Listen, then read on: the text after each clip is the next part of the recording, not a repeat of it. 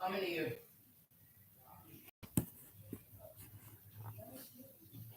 Oh, coming to you. Get checked by papers though.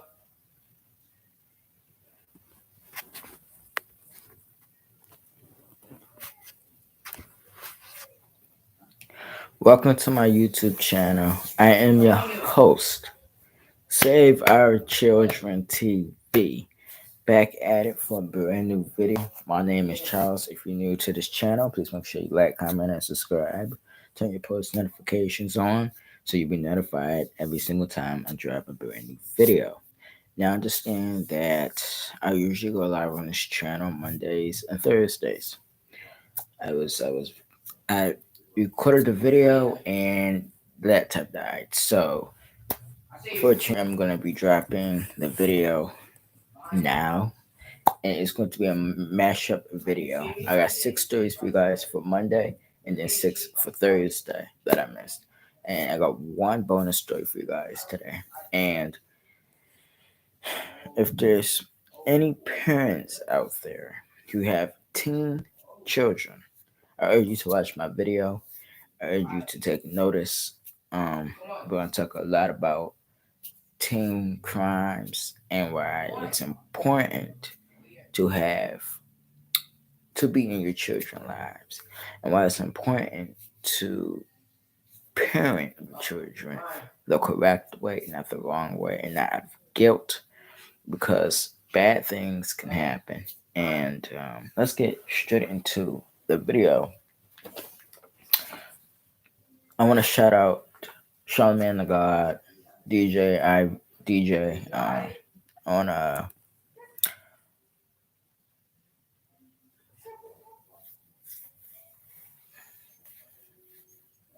let me look it up. Hold on.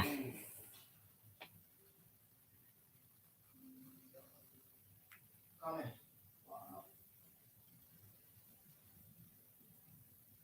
Run the other On way. the Breakfast Club, and I got this story. They was talking about it, and this is our bonus story, or one bonus story we're gonna talk about. St. Louis is gonna take an L. Okay, St. Louis. A St. Louis, and so I take a thumbs up. St. Louis mom turns in her 15-year-old son for carjacking.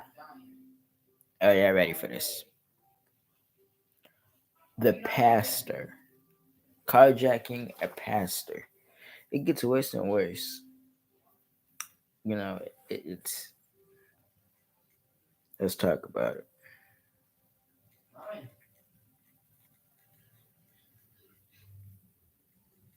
Boy, run.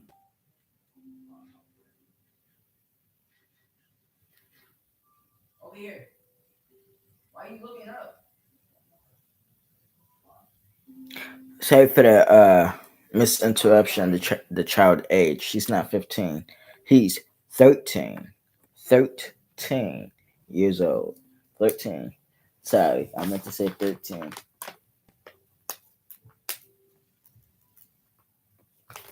My correction. So a mother turned in her 13-year son for carjacking a pastor. Let's talk about it. It's happened back on February the 1st, 2023. Coming. Creeper. Oh, I just died. Wednesday morning, a 13-year-old boy had a court hearing after being accused of pointing a gun at a pastor's face and stealing his car in South St. Louis. St. Louis Metropolitan Police Department said it was the teenager's mother who turned him in. This is after Pastor Mike Coleman of the Cordino Baptist Church said two teens carjacked him at gunpoint. It was his mother becoming aware of the event and questioning her son and turning him over to the juvenile courts for prosecution. Captain Donald Moore with the St. Louis Metropolitan Police Department said investigators are still working to find the second suspect. Pastor Mike Coleman logged into his computer Wednesday morning after receiving a link to sit in at the court hearing. It was surreal, Coleman said when he saw the 13-year-old on the red box camera. Surveillance footage at a Coverdale Baptist Church Friday night shows two people running up to Coleman in his car. Coleman said that's when the duo put a gun in his face and demanded he get out. During the process, Coleman explained the two teens seemed as if they did not know how to operate the car and even asked for his help. After giving them instructions, police said their escape was short. They got just a few feet before slamming into two cars, ditching the victim's car and running off. It is important to prosecute not out of meanness or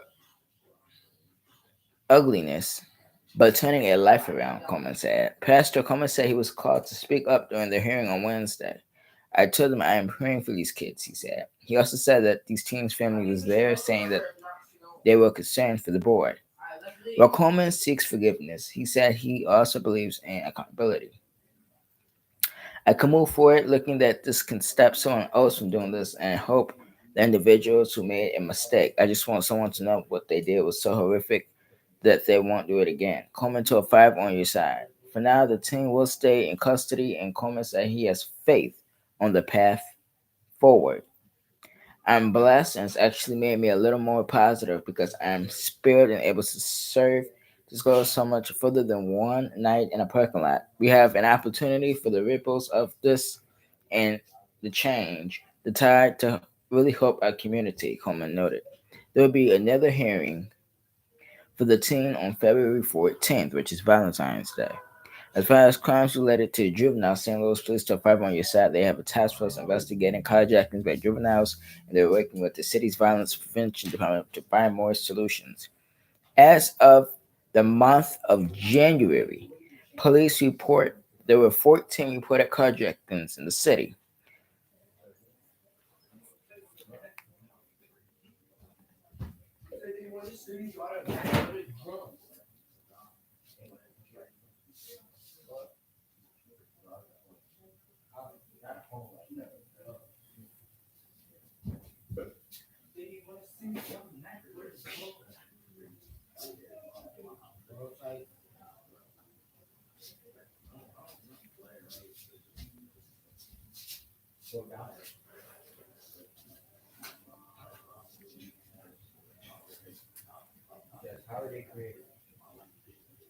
I'm going to tell you all about the list of the robberies from juveniles that took place.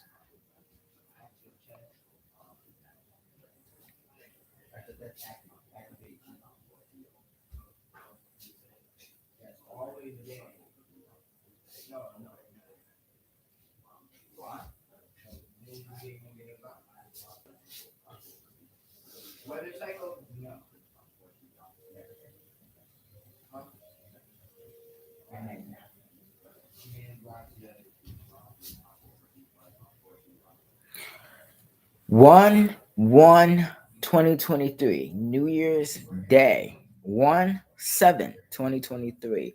1/20/2023. 1/22/2023. Four incidents on the same day, my birthday, 1/23/2023. Two incidents on the same day, 1/25/2023. 1/27/2023. Two more incidents, 1/28/2023 and 1/31/2023. All through the month of January, there have been nothing but carjackings committed by juveniles in St. Louis. You know, we this is the thing. Bottom line, parents, okay, if you're raising a delinquent, okay, a teen that's so out of control that you can't handle them, it is your job as the parent to give your child, to get your child the help that they need, whether that's placement, therapy, whether that's juvenile, whether that's something to prevent them from killing someone or themselves by putting themselves in dangerous situations. There have been more juveniles killed by carjacking than there ever been. And when I heard about the story, you know, it's unbelievable when I heard about the story in the Breakfast Club. A 13-year-old robbing a pastor. You having a pastor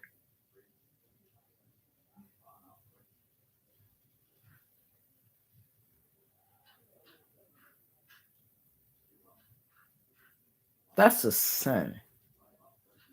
That's a sin. You having a pastor, a person that runs a church. You're robbing someone that put faith into you. This is saying God don't like ugly. Parents, please, if you have children that's out of control, delinquent, a child that don't listen, get them some help because it could save you and it could save them. Because the last thing you do not want to do, or the last thing you need to happen, is you end up locked up, especially when you have multiple children, behind bars because your son is the delinquent out here in these streets. These streets are a dangerous place. There needs to be something more for these juveniles to do. There needs to be programs, something to get them off the streets, committing robberies, because it's not a gang. It is a felony. Keep that pastor in your prayers. I'm just glad he wasn't hurt or killed or injured. Those juveniles, one of them already been arrested, turned in by his mother,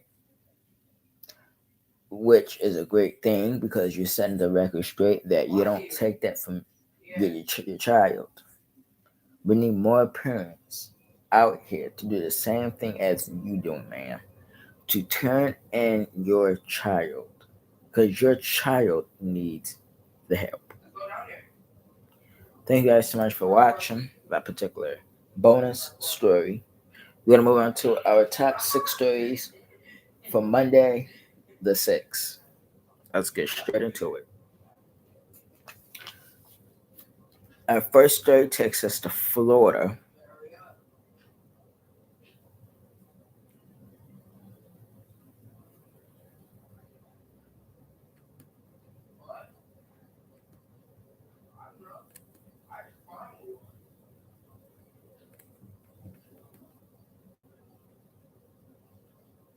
Our first story takes us to Florida.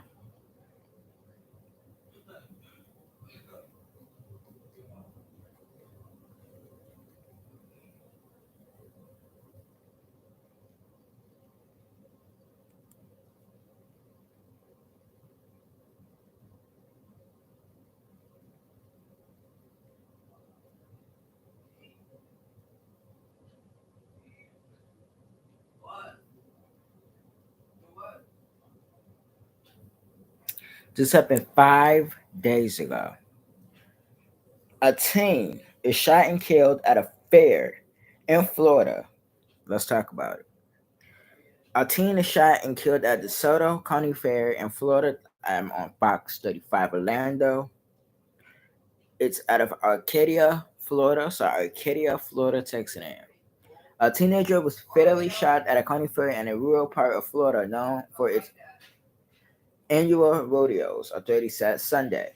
The Arcadia Police Department said in a statement that the shooting of the 17-year-old boy at the DeSoto County Fair on Saturday appeared to be an isolated incident and there are no further threat to the public. The gunman had been caught by midday Sunday. No further details were released. Because of the fatal shooting, the DeSoto County Fair Association closed the midway Sunday and said the only events taking place will be a livestock grooming contest and a junior Miss DeSoto County pageant. The pageant will be limited to contestants, exhibitors, and family members, the association said in a statement. Arcadia is located almost 90 miles, 145 kilometers southeast of Tampa. It's the home to the state's oldest rodeo event, the Arcadia All Florida Championship Rodeo. Okay,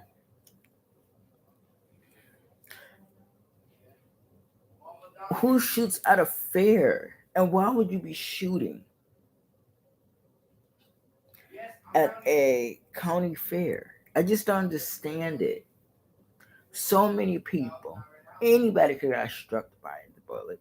An innocent child, an innocent mother, an innocent father, grandparents, anybody could have got hit.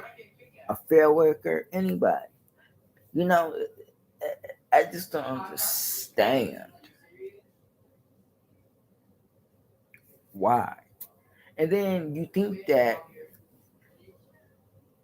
you can get away with doing this. See, I watch First 48. And a lot of times you are seen on camera committing murder. There's cameras everywhere. So if you think you was gonna get away with doing this, think twice. Think twice. Condolences to this 17-year-old, to his family. It's heartbreaking that you can't even enjoy yourself nowadays without a sociopath taking your life. However did this, however know who did this, needs to turn this person in, because you're saving yourself, other people in your community, your streets. Somebody is walking, somebody's walking down your street and they just got done committing a murder, killing a 17-year-old boy. Somebody know who did this? Turn them in. Like, comment, and subscribe. We're gonna move on to story 2 out of 6.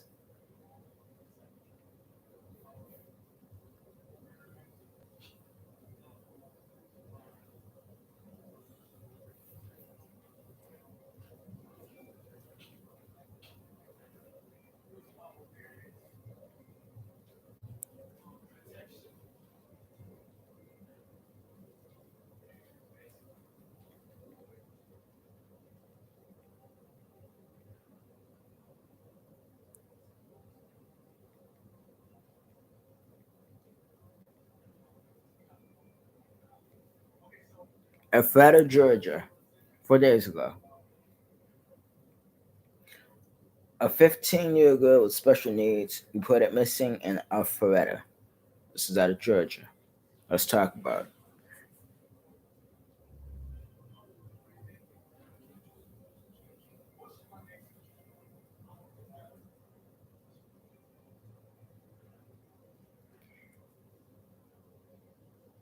Alpharetta police are asking for the public's help locating a missing teen. Malia Bale, 15, was last seen in the area of Strawberry Court. Police said the Bale has special needs. She is described as a black female with long black braided hair, brown eyes, and weighing about 140 pounds. Bale was last seen wearing a gray sweatshirt and sweatpants, black socks, and no shoes. She's believed to be on foot. Anyone with information on her whereabouts is asked to call 678-297-6300. Anybody in Georgia know what happened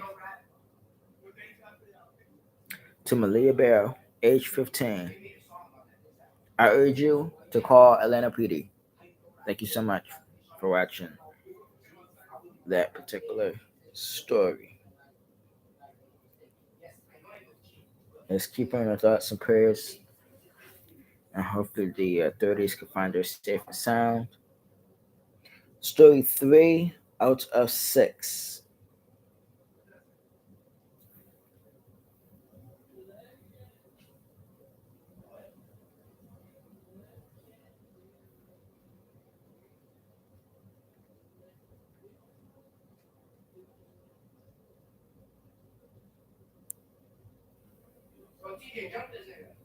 Seven-year-old boy burned, beaten, and dies after 1 week in a coma.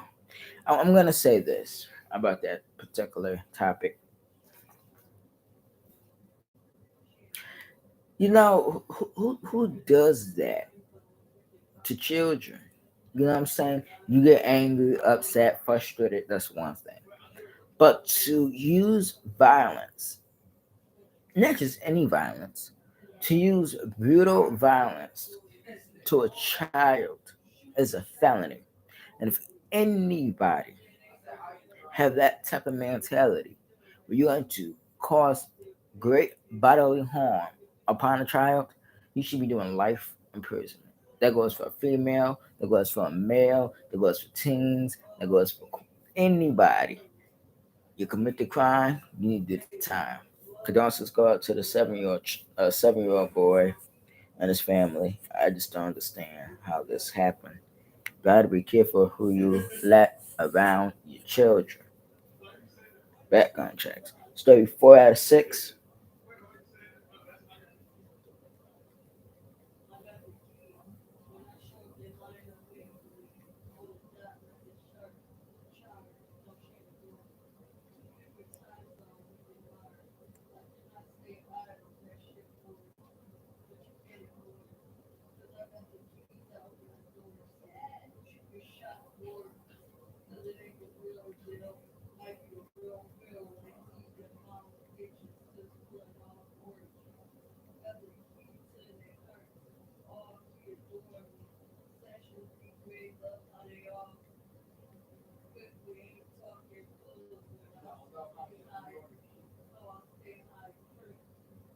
What? Where you at?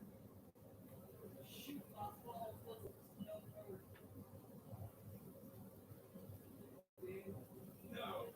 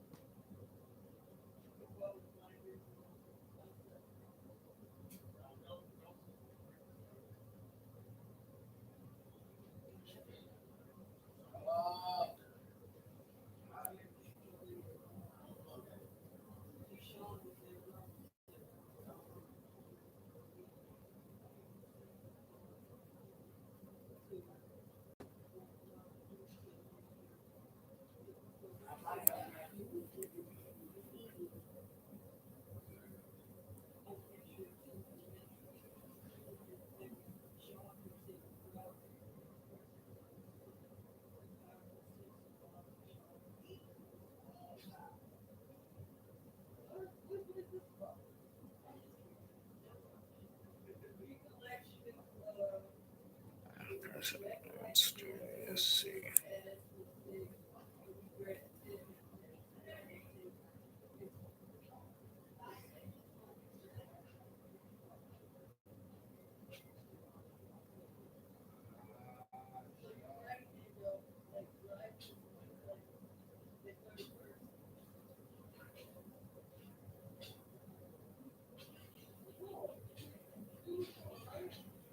Pasco County, Florida. I think this is straight out of.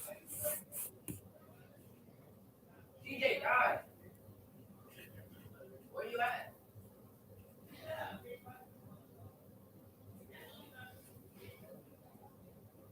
This happened back on November the 4th, 2022. Father grieves 3-year-old son after accidentally shooting and killing himself from his mother's boyfriend gun. And this happened in Holiday, Florida. So Holiday, Florida, 6 a.m. A Pasco County father spoke about his grief Friday following the death of his 3-year-old son. The child accidentally shot and killed himself with a gun. Investigators said never should have been in the room. According to detectives, Elijah Morales was with his mother and her boyfriend Zachary Johnson in the Holiday Hotel and Resort off of US 19 on Saturday. And the affidavit from the incident, detectives wrote Johnson admitted to bringing a gun into the room and placed it on the TV stand. When another adult was looking, Elijah accidentally shot and killed himself. You get so angry, said Gerson Morales. Elijah's father, I've never felt this way before. My 3-year-old son just lost his life because of stupidity of 2 adults. Gerson Morales with his son Elijah. The 3-year-old boy accidentally shot and killed himself with a gun that belongs to his mother's boyfriend. According to investigators, Johnson is a convicted felon and is not allowed to own a gun. Deputies arrested him, but not Elijah's mom. I couldn't stop crying, he said, adding it's hard to stop crying. Seeing his son toys in the playroom, but no Elijah, it's hard because you still want to see him. You still want to hug him. Garson told Fox 13 he planned to move his family to Wisconsin, where Elijah would have spent the holidays. We were just standing to get everything ready and trying to buy him his winter gear and to all that stuff. He said through tears, adding he wants about all the memories he could have made with his son.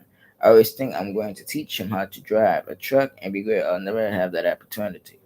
Okay, speaking of this particular story, I want to say either it might have been a day or two ago. I was watching YouTube. I was watching Dr. Phil, and he was talking about the segment where you have parents laying their weapons around where children could pick it up and accidentally shot themselves or shoot somebody else. And on the show, a mother and father was on the show because one of the young sons shot the other young son in the abdomen. He survived. The parents were arrested. You gotta be careful when you have a weapon in your home, and especially when it's registered, because when you have that gun and it's not put up on a safe or a lock, and it's just laid around, bad things just can happen. Bad things can happen, and you could be sent in jail on negligent homicide charges. People, you gotta be smart. This is a 3-year-old child. That gun should have never been left on the uh, dresser of that hotel room. Should have never been. But this is neglect. One person has since been arrested, and that was mom's boyfriend. Now the mother needs to be arrested because I believe she knew that that gun was loaded, and her careless boyfriend laid that gun around, and it caused her child to be killed. She allowed this man to leave a gun in the presence of her child. And that's why I say,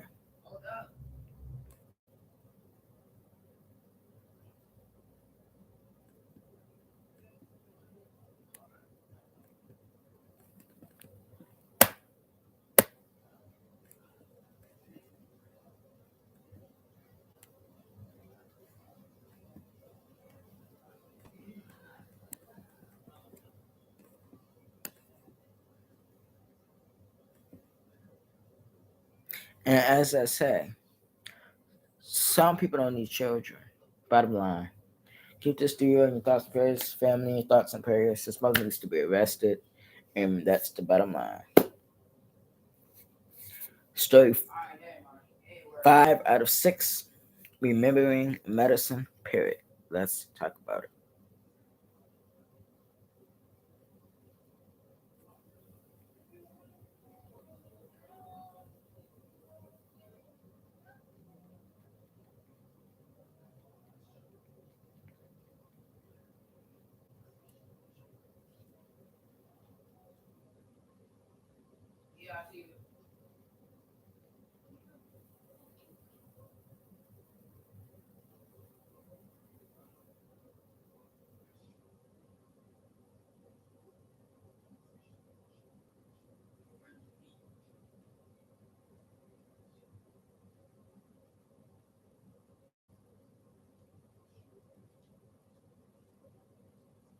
Just step back on January the 20th, 2023.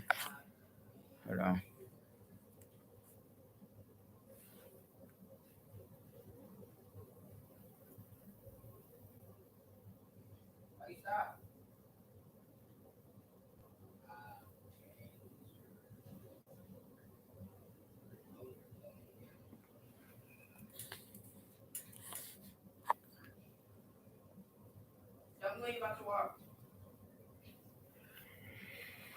Baltimore.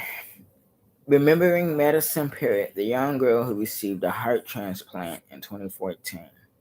Every now and then, we report a story here at WJZ that just stays with us.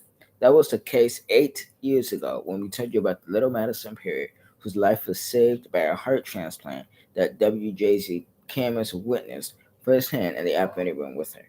Sadly, not all stories have the ending we hope for. Just 2 weeks ago, on January the 3rd, 2023, we lost Maddie. She was 13 years old. Her life was short, too short, but her parents say in those few years she left a legacy of bravery and perseverance. I'm trying to find a village. Maddie, 5 years old, to get a new heart. That's how we first met 5-year-old Madison Perry as she prepared for surgery at Johns Hopkins Children's Center, playful and full of spunk. Nobody can keep up with me, Maddie said. After a 10-hour surgery to give Maddie a new heart, it was hard to keep up with her. When she came home from the transplant, she was able to run around the whole baseball field. She was so excited. Remembered Maddie's mother, Diana Perry, when we spoke with her, and Maddie's father, Marvin Perry, this month, just days after Maddie passed away. For eight wonderful years, with only one episode of rejection, Maddie's new heart allowed her to live life to the fullest. Maddie had goals. She wanted to be a veterinarian. She loved animals. She had so much spunk, energy. She was an honor student. She was cheerleading. She was a flyer, said Maddie's father, Martin Parrott. Life was normal for her. It was normal. Yes, absolutely. A blessing. A blessing to effort to have been able to live to the age of 13. On December 13th, Maddie began having chest pains. Doctors determined it was a heart attack. To live, she would need another heart. When Maddie was younger, Marvin and Dana were taught to prepare for this, that the donor heart would not last her lifetime. We knew that she would need a new heart, but with modern medicine advancements, we were hoping we get at least 20 years, Dana explained. But here Maddie was back at Hopkins spending Christmas in a hospital bed. She had faith in God, whenever she would get a little afraid going to the OR for a procedure, we would sing her song. Marvin shared the same of that song for us. January 3rd, Maddie was home when in the middle of the night the chest pains returned. We got into the room and she just smiling and I'm like, Medicine, why are you smiling? Why are you laughing? You having chest pains. But I just believe she was really at peace and that smile that I still have in my memory of her was a different kind of smile. And I just believe it's because she was comforted by God, said Donna. In the morning, Donna went to find Maddie gone. In Maddie's church on January 14th, they sang that song that always gave her such comfort. Maddie's story is it's a story of perseverance. It's a story of Trump. She was really like a miracle child from the beginning, and everybody just gravitated and loved her. Everybody, upon her death, Maddie herself became an organ donor. Donna and Marvin have set up a foundation, the Hurts for Maddie Foundation, to help other transplant survivors and their families. First and foremost,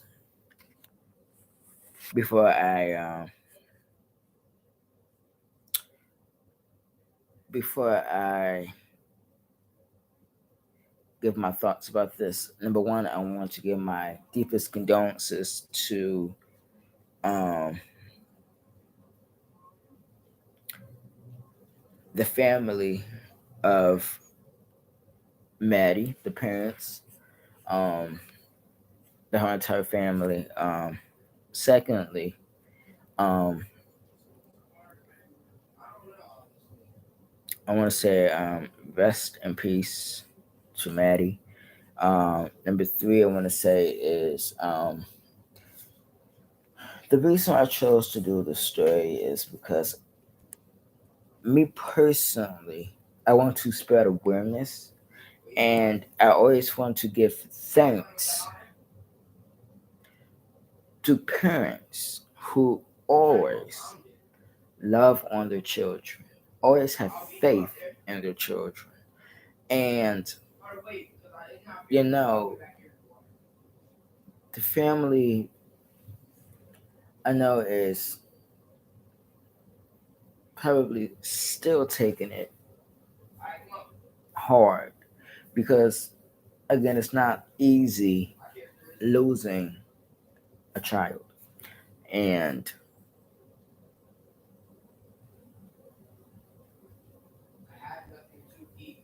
This is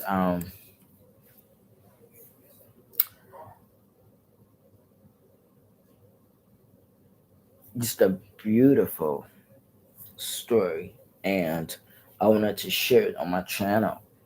And even though Maddie is gone, she will never be forgotten, and she will always be here in your thoughts and prayers, and she'll always be here in spirit. And I also believe that, you know, I also believe that Maddie is just pure gold, just amazing. And I just want to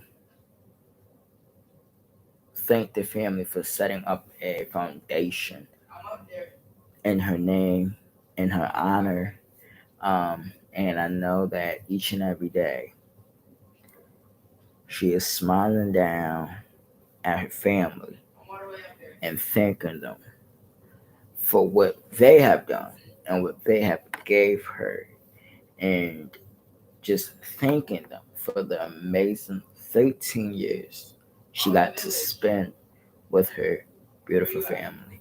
So, with that being said, again, RP, and you know, gone, but you would never be forgotten.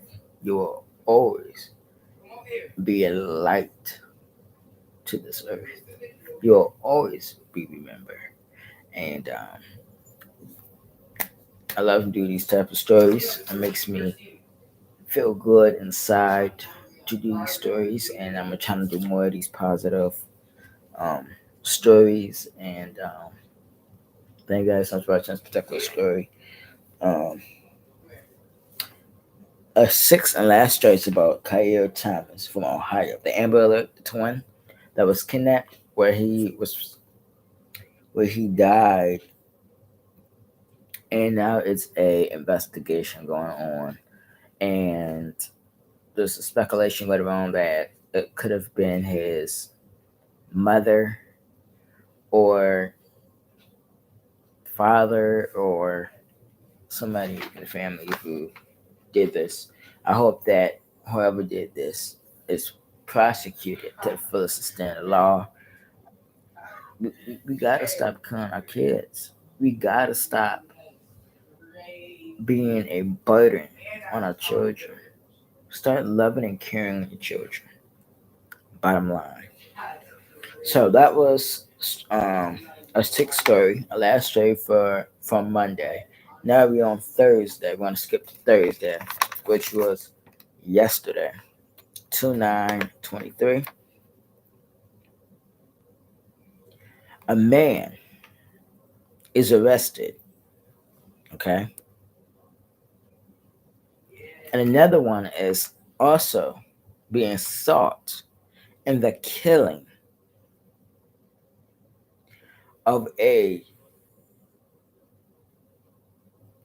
Jersey City kindergarten teacher. When I heard about this story the first time it popped up on my timeline, I want to say this. Where is your heart at to kill a kindergarten teacher? So now all those families going to explain to their children that their teacher was killed, was murdered by two evil people.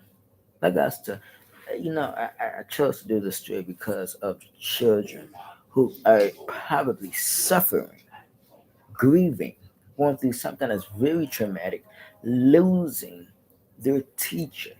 We're talking about kindergarten students. Who does that? Well, what is your heart at to do something like this? And that's why I think that The laws needs to be higher, and there needs to be a change in the communities. We need to get the evil off the streets because they are the people that are killing us each and every day. This teacher shouldn't be dead, but you had two people who chose to be cowards and take this kindergarten teacher life. Condolences to her and her family and to that school, and especially to them children who are probably going through one of the worst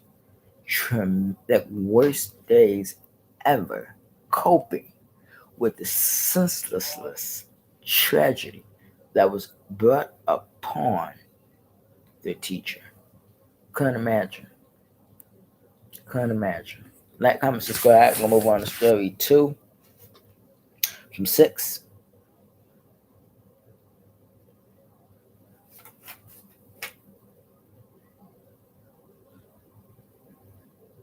A student is dead after a stabbing at a high school. Let's talk about it.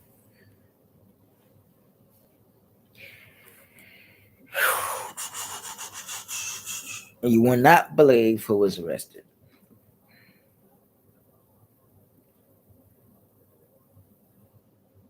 Student killed.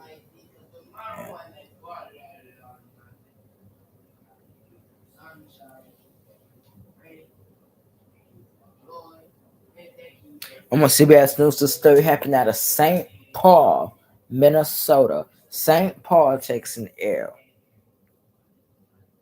found it?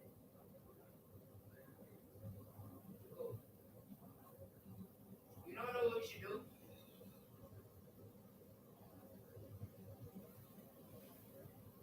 Snow Village versus Land. Huh?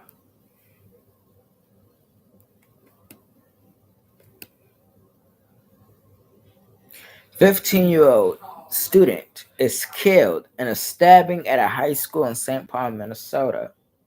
A 15-year-old student was killed in a stabbing Friday at a high school in St. Paul, Minnesota. Police had a 16-year-old student. Repeat that again.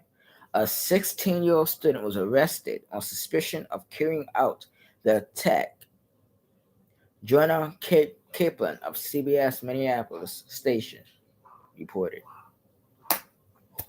This is the first time there have been stabbings at high school. Out here in Buffalo, there was an update previously. It was a stabbing at Kennedy High School in Buffalo.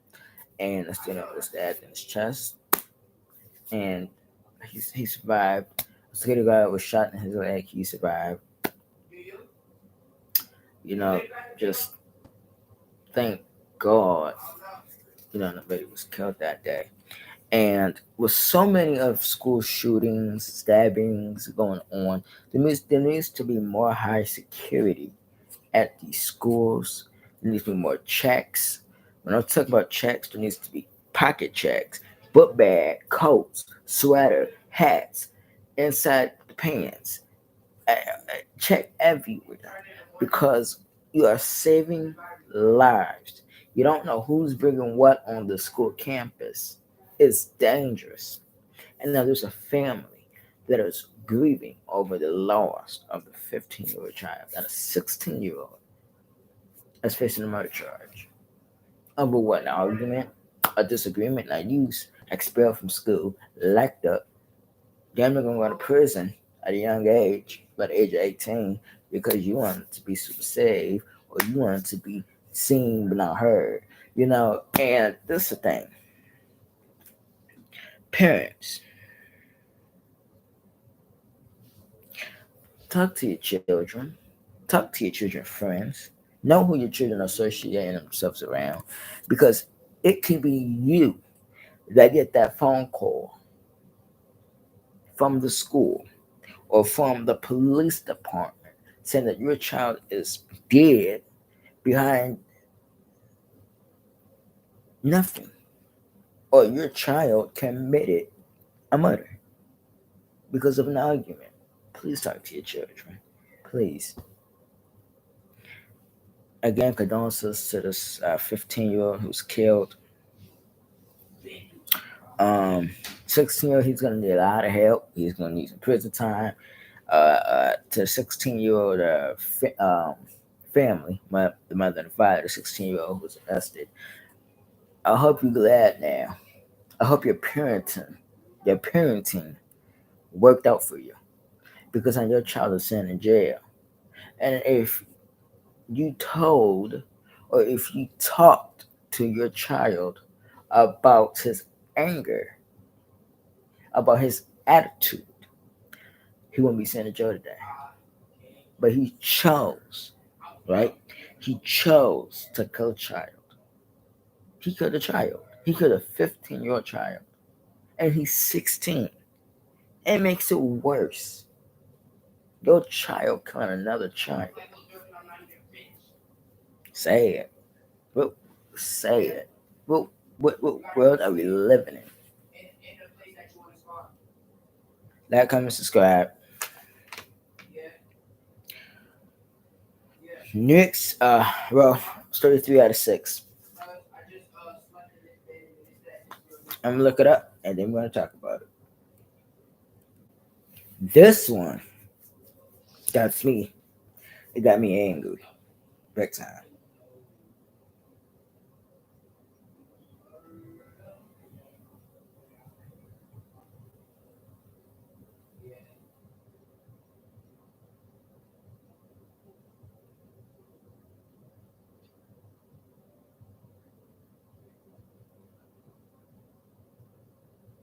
And this happened 4 days ago.